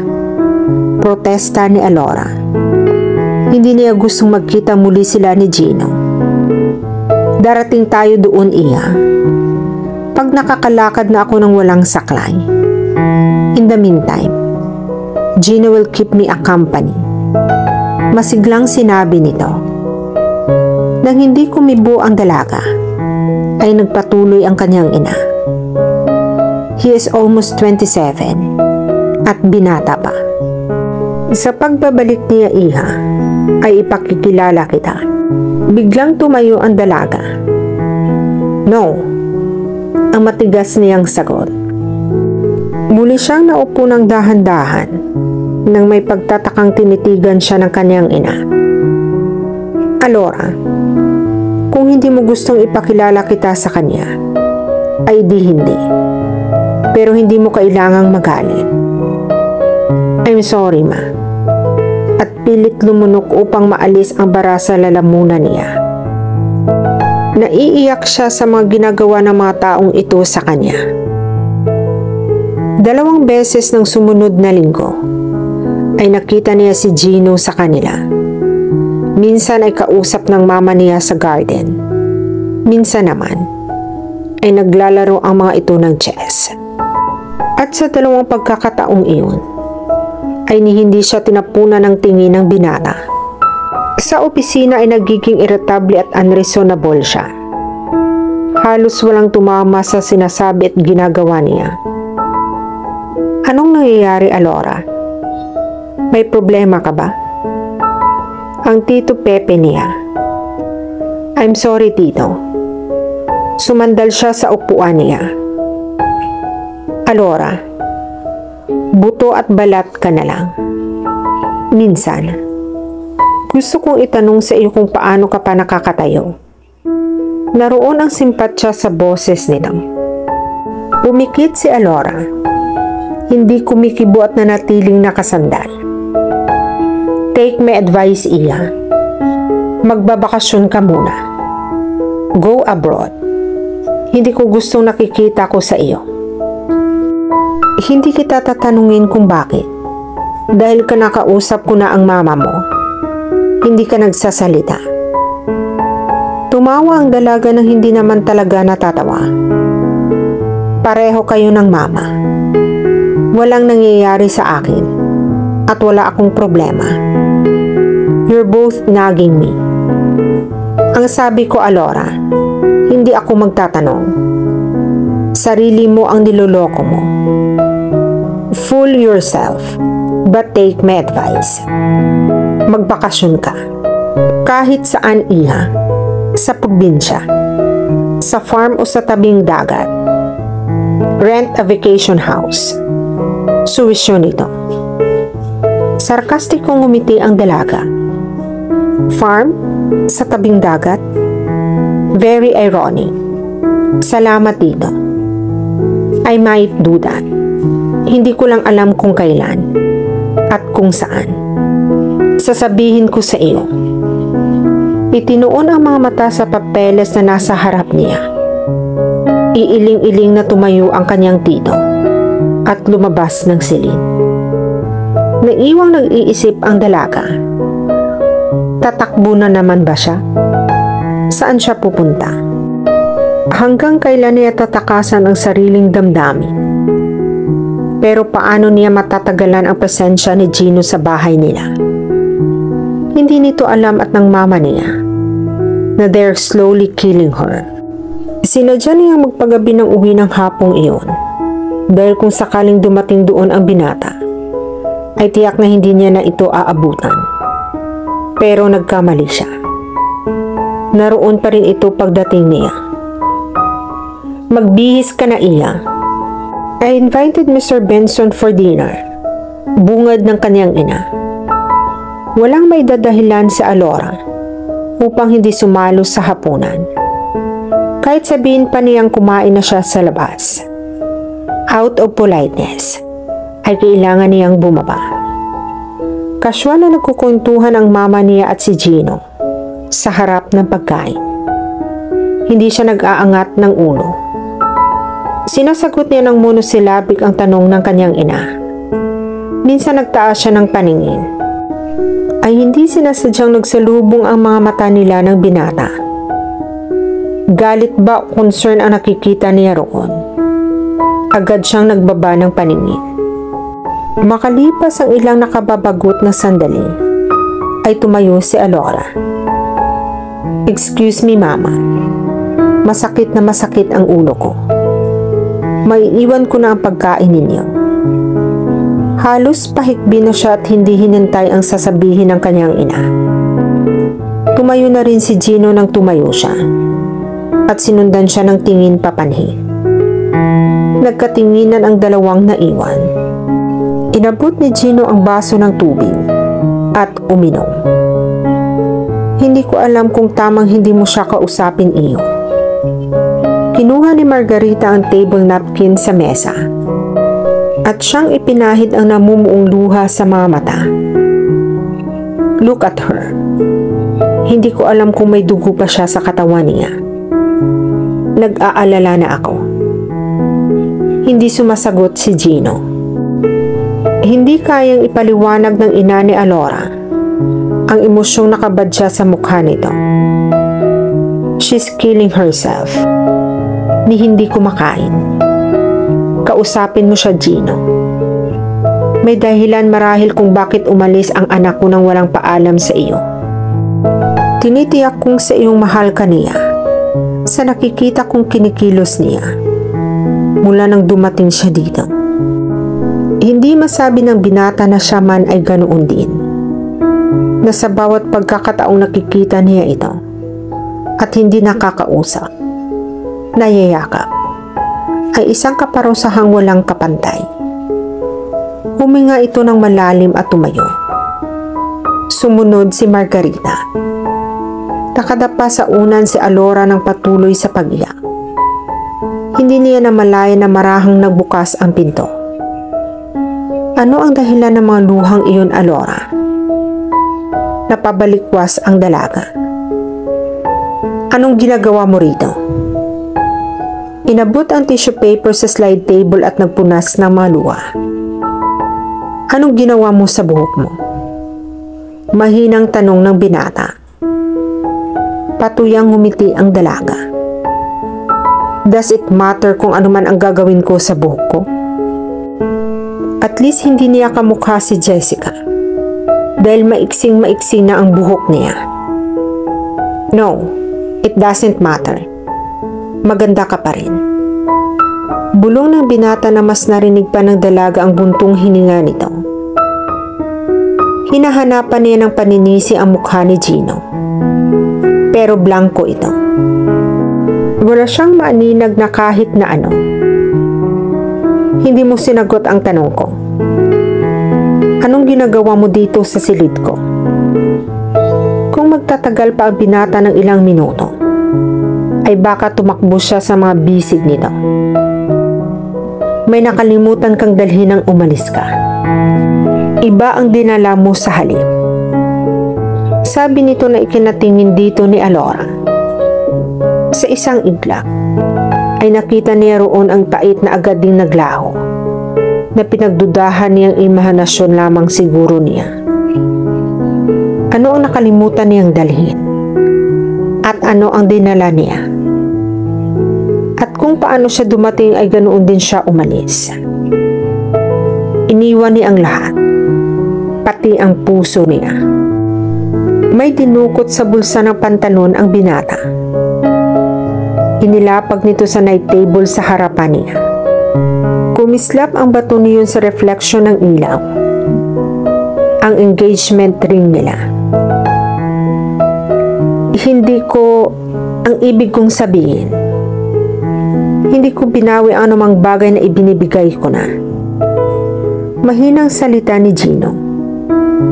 Nasa loob ng bulsa ng pantalon ang mga kamay. Binili ko iyan para sa iyo. Kung ano ang dahilan kung bakit nabili ko iyan, ay iyon pa rin ang dahilan ko sa pagbabalik niyan. It symbolizes my love. Huminga ito ulit ng malalim. Pigil ang sariling buhatin ang dalaga at ikulong sa mga bisig niya. Sandaling namagitan ang katahimikan. Hindi makaapuhap ng sasabihin si Alora. Pagkakuwa'y tumalikod ang binata at tinungo ang pinto. Palabas na ito nang magsalita ang dalaga. Gino. Lumingon ang binata. Nakahawak sa doorknob ang mga kamay. Sabi mo, may dinala akong iba. Ano iyon? Sandaling tumitig si Gino sa kanya bago magsalita. My heart. Tuluyan na itong lumabas pagkasabi noon. Ilang sandali nang wala ang binata, ay nakatitig pa rin sa pinto si Alora. Sinulyapan ang singsing sa mesa. Marahang dinampot at dinala sa mga labi. Nagbubukas na ng sasakyan si Gino nang abutan ni Margarita. Baka sa mukha ng babae ang matinding pag-alala. Gino. Tuloy-tuloy sa loob ng kotse ang binata. Binuksan ang window shield. Na kay Alora ang pagpapasya. Kung totoong sinasabi ninyong mahal niya ako, then she knows where me to find. Goodbye, ma'am. Pinatakbo na nito ang kanyang sasakyan. Nasa daliri pa rin ni Alora ang singsing at nakatitig pa din dito. Napasukan siya ng kanyang ina sa ganoong ayos. Bagay sa iyo. Tipid na ngumiti si Alora. Ma, bakit ninyo siya pinapanhik dito? Dahil hindi ka bababa upang kausapin siya. Why should I talk to him? Mahal ka niya. Maiksing sagot ng kanyang ina. Naniniwala ka. At hindi lang basta mahal. Mahal na mahal. Paano mo natiyak, ma? Itinatanong ba iyon? I know a person in love when I see one. Tulad mo, halimbawa. Marahang tinapik ang pisngi ng kanyang anak. Hindi kayo tutol sa kanya? Anong klaseng approval ang gusto ng anak ko? Notarized with seal? Tukso ng kanyang ina. Noong araw na nandito siya ay hiningi na niya ang kamay mo sa akin. Ma, and you didn't tell me about it. Pinagkaisahan ninyo ako. Akusasyon ng dalaga. Gino is something, Alora. Hindi lang kamay mo ang ibinigay ko. Body and soul. Nangingislap ang mga mata nito. And what a hang. Napahagikgik ng tawa si Alora sa sinabi ng kanyang ina. Sa kauna-unahang mula nang dumating siya. Now I know kung bakit natagalan ka sa pag-uwi. If I have Gino by my side, who would remember anything? Nagbibiro ka, ma. And I'm still your old demure little girl. Hindi dahil bakla si Gino, ha? Protesta niya nang namula ang pisngi. Knowing Gino sa kaunting panahon, ay naniniwala ako. The irony of fate. Naging advantage sa iyo ang kalamidad. Marahang tumawa ang kanyang ina. Nakangiting tinitigan ni Alora ang kanyang ina. Hinalikan niya ito sa pisngi. Salamat, ma. Isang bagay lang ang gusto kong ipangako mo sa akin, Alora. Tumaas ang kilay ng dalaga. And what is that? Bigyan ninyo ako ng napakaraming mga apo. Tumawa ng malakas ang dalaga. We'll give you 12 grandchildren sa isang kondisyon. Itinaas ni Margarita ang kilay niya at ginagad ang sinabi ng anak. And what is that? Nasa kasal ko ay wala ka ng sasilyang digulong na iyan. That's blackmail. Natatawang bulalas ni Margarita. And ma, bakit nga pala 10 taon ng biyudo si Tito Pepe at hindi pa nag-aasawa ulit ngayong bata pa naman ito? And why is that every time he looks at you ay para bang ikaw lang ang tao sa mundo? Patay mali siyang tukso ng dalaga. Ayaw ko ng ganyan, anak. At naggalit-galitan ito. Sinalubong ni Alora ang titig ng ina at sabay silang nagtawanan. Alam ng dalagang lalakad ang kanyang ina. Ilang beses nang sinabi ni Dr. Martinez na walang diferensya ang binti ng mama niya. Psychological ang sanhi ng hindi nito paglakad. Isang retreat. Naalala niya ang doktor na kaibigan ni Gino. After all, may pinagmanahan naman pala siya. Anong oras ang alis ng barko ron? In half an hour. Sagot ni Ronald. Ito na ang huling biyahe mo? Yes. Tuwang-tuwa nga si Lani. Para daw kasi siyang walang bahay pag nasa farm siya. Maninibago siguro din ako dahil ilang taon din sa dagat akong naglalagi. But my family needed me most. Lalo na ngayon naglilihi ang asawa mo. Kailangan ka niya sa lahat ng pagkakataon. Ito ang una ninyo. Matigas sa salita ni Gino. Dahil kahit kailan ay hindi siya pabor na laging naiiwan si Lani at malayo ang asawa. Well, pagdating natin sa Davao, ay naroon na ang nahalili sa akin. Tumingin sa dagat si Gino. Kumusta na si Alora? Nagkita na ba kayo? Tanong ni Ronald. Isang tango ang isinagot ni Gino. Anong nangyari? Si Ronald ulit. Nagkibit balikat ang binata. Hindi ko gustong pag-usapan.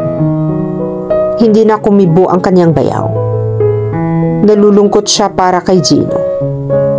Ano ba ang malay nila na ang babaeng nagtago sa cabin nito ay mauwi sa isang tunay na pag-ibig? Love comes from the most unexpected places. Ayon sa pamagat ng isang awitin, napangiti si Ronald. Sa cabin ng isang cargo vessel, isang hindi kilalang babae at isang lalaki na in love at first sight. Bakit ka tumatawang mag-isa? Naiiritang tanong ni Gino. Private joke. Muli itinaas ni Gino ang mga balikat. Itutulog ko na lang siguro ang hapunan ko. Busog ako. Wika nito at sinabayan ng talikod pabalik sa cabin niya. Tuloy-tuloy ang binata sa loob at muling isinira ang pinto. Pagpasok pa lang niya, ay nasamyo na niya sa ere ang halimuyak mula sa isang mamahaling pabango. Inikot niya ang paningin nang marinig ang lagaslas ng tubig sa banyo. Not again. Not this time.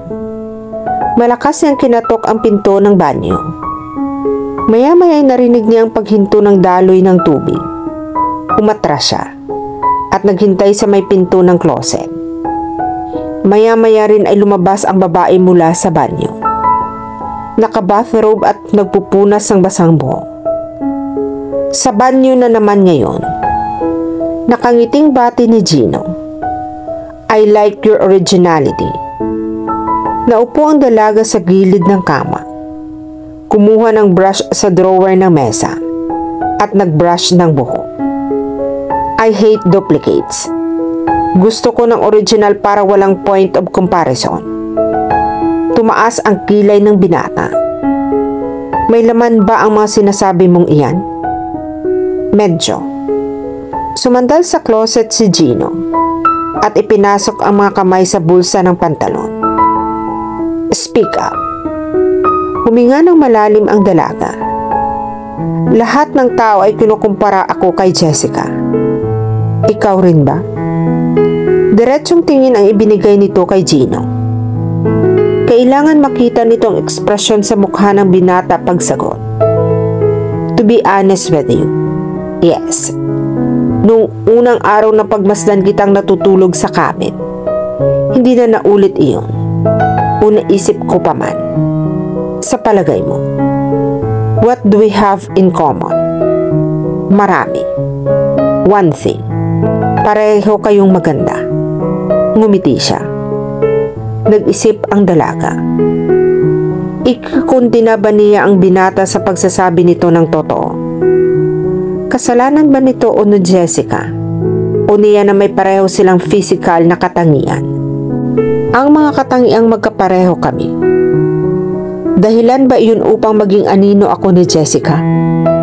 O makita mo siya sa katauhan ko? Kinakabahan niyang tanong. Tumingin sa kanya ang binata. Bakit ka magiging anino ni Jessica? At bakit kailangan makita ko siya sa iyo? Nagtatakang tanong nito. May sarili kang personalidad. Ganoon din si Jessica. And you can never be like her o siya ikaw. Hindi agad nakaapuhap ng sasabihin ang dalaga. Muling nagsalita si Gino. Totoong minahal at inibig ko si Jessica. But that was a long time ago, Alora. I was over her. Matagal na. When I started wanting you, loving you, dahil ikaw ay ikaw. And I love you more than I did Jessica. Halos matunaw ang puso ng dalaga. Pinipigil ang sariling yakapin si Gino. Bakit tinuruan mo ako ng mga bagay na alam at ginagawa ni Jessica? Like horseback riding? Tanong ni Gino at tumango siya. Walang malaking dahilan. Gusto ko lang matuto ka. Una, para mag-enjoy. Pangalawa, maliban sa jeep at pickup, kabayo ang pinakamainam na transportasyon paikot-ikot sa farm. Gusto ko ang buhok mo dahil pareho kayo ng buhok ni Jessica. Kundi dahil bahagi ito ng buong pagkatao mo. Tulad ng kung paanong gusto ko ang mga binti mo. Ang lahat-lahat sa iyo. Patuloy ng binata. Ngayong maiksi na ang buhok mo. I love it just the same. Yumuko ang dalaga. Hindi niya talagang gustong ipaputol ang buhok niya. Hahaba din ulit ito. Ayoko ng buhok ko. Parang batang gusto niyang mapahigpit. Tumawa ng marahan si Gino. Alam ko, sinabi ng mama mo sa akin. He sensed na kaya mo ginawa iyon dahil gusto mong magrebelde. Sa susunod, ako na lang ang pag-initan mo, wag ang sarili mo. Tumingin sa porthole ang dalaga. May isa pa siyang gustong itanong. Kaya lang, nahihiya siyang ipaalam na pinagseselosa niya ang isang larawan ni Jessica. Pero kailangang linawin niya iyon sa binata. Bakit hanggang ngayon ay nakadisplay sa silid mo ang larawan ni Jessica? Nagkibit balikat si Gino. Hindi ko alam.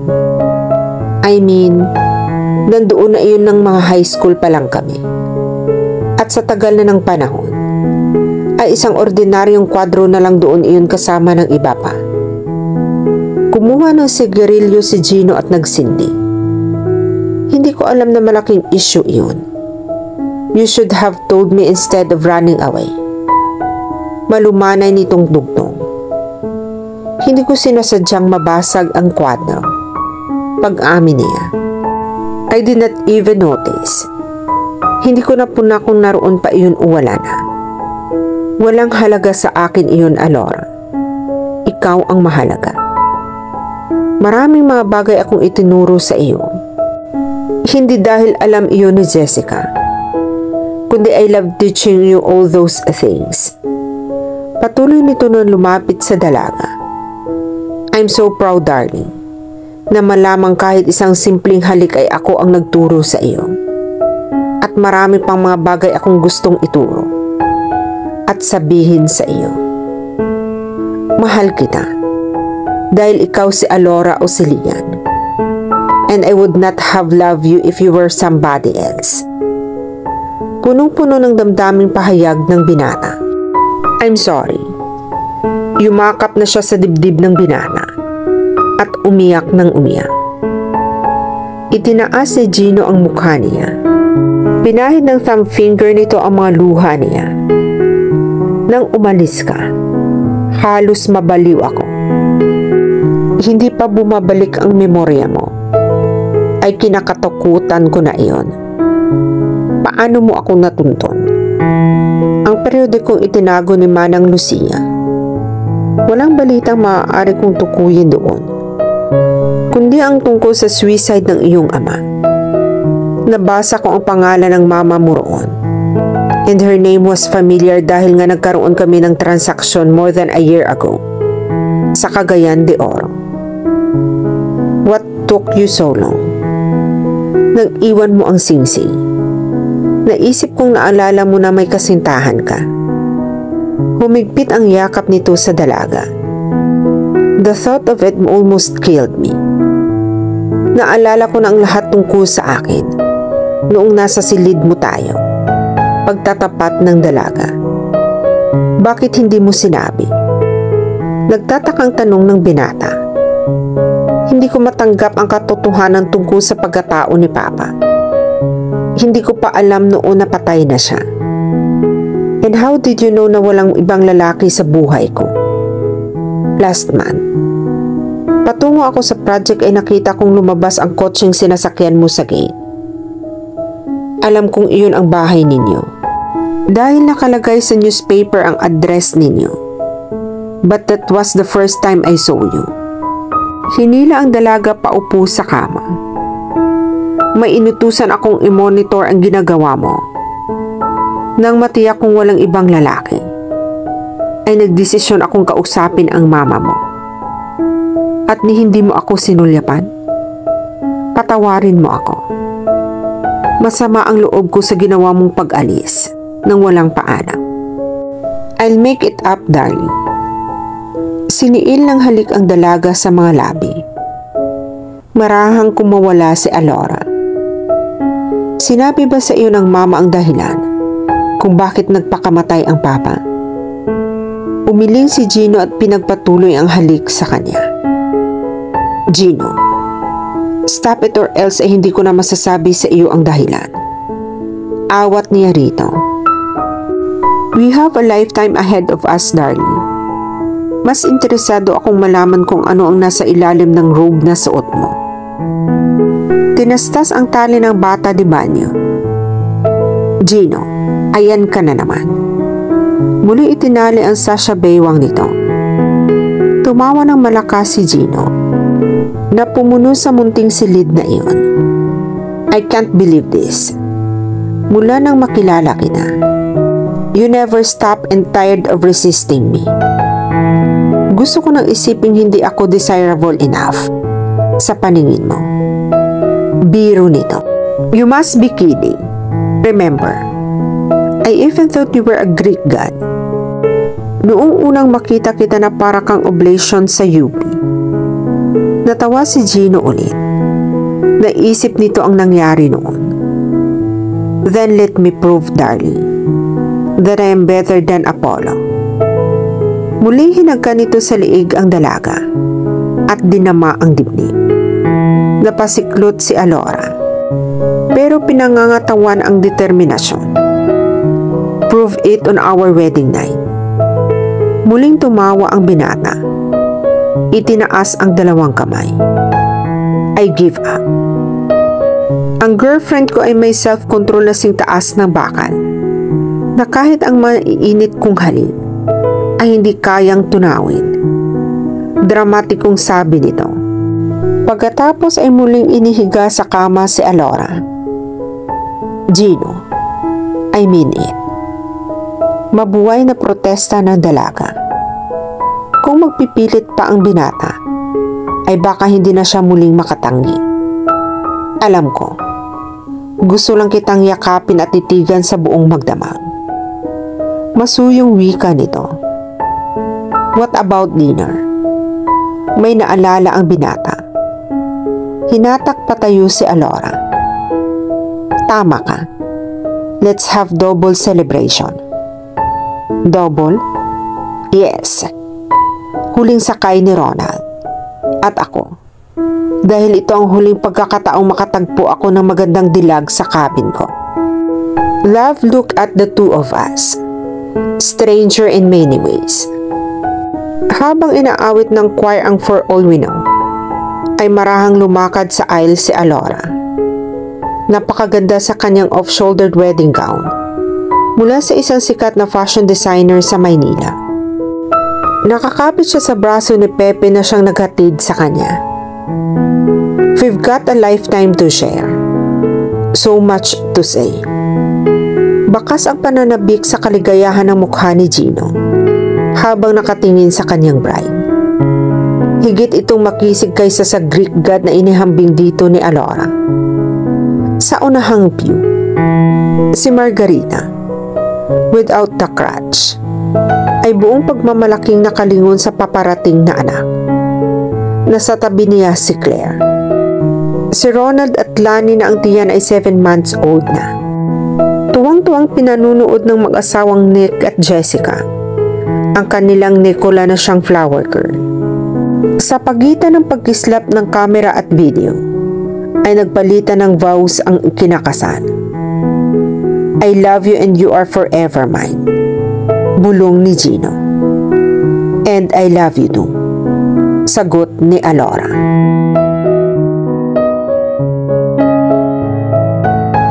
At dito na po nagtatapos ang kwentong pag-ibig ni Gino at Alora. Sana po ay may nakuha kayong aral at inspirasyon sa pag-iibigan nila. Muli, maraming salamat po. And God bless everyone.